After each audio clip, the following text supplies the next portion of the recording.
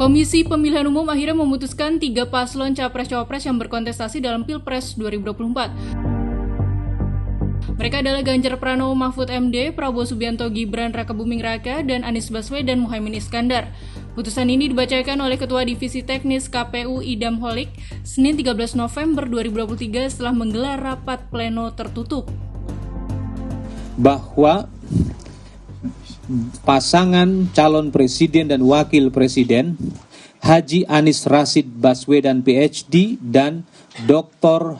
Honoris Causa Haji A. Muhaimin Iskandar yang diusulkan oleh partai politik, Partai Nasdem, Partai Kebangkitan Bangsa, Partai Keadilan Sejahtera telah dinyatakan memenuhi syarat dan dinyatakan sebagai pasangan calon presiden dan wakil presiden untuk pemilu serentak 2024. Selanjutnya, untuk pasangan calon presiden dan wakil presiden Haji Ganjar Pranowo SH.MIP dan Profesor Dr. Haji M.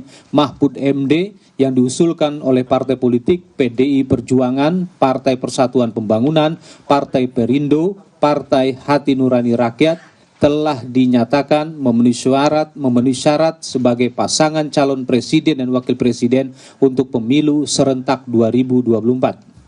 Selanjutnya, untuk pasangan calon presiden dan wakil presiden Haji Prabowo Subianto dan Gibran Rakabuming Raka yang diusulkan oleh partai politik Partai Gerakan Indonesia Raya, Partai Golongan Karya, Partai Demokrat, Partai Amanat Nasional, Partai Solidaritas Indonesia, Partai Bulan Bintang, Partai Garda Republik Indonesia telah dinyatakan memenuhi syarat sebagai pasangan calon presiden dan wakil presiden untuk pemilu serentak 2024. Hasil sidang pleno KPU tertutup tersebut telah kami tuangkan dalam keputusan KPU nomor 1632 tahun 2023. Putusan ini sekaligus menjawab polemik terkait pencalonan Gibran yang juga anak sulung Presiden Joko Widodo. Lolosnya Gibran menjadi bakal cawapres berawal dari putusan Mahkamah Konstitusi pada 16 Oktober yang memberi pemaknaan baru terkait syarat minimal batas usia capres-cawapres, yaitu 40 tahun atau sedang atau pernah menduduki jabatan negara yang dipilih melalui pemilu termasuk pemilihan kepala daerah. Setelah putusan kontroversial ini, Koalisi Indonesia Maju langsung tancap gas mendeklarasikan duet Prabowo Gibran pada 25 Oktober. Tak berhenti sampai di sini, Ketua Mahkamah Konstitusi Anwar Usman yang juga paman Gibran akhirnya menjalani sidang Majelis Kehormatan Mahkamah Konstitusi atau MKMK.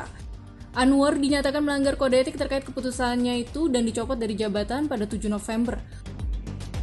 Usai KPU memutuskan Capres-Cawapres, hari Selasa esok dijadwalkan pengundian nomor urut paslon peserta Pilpres 2024.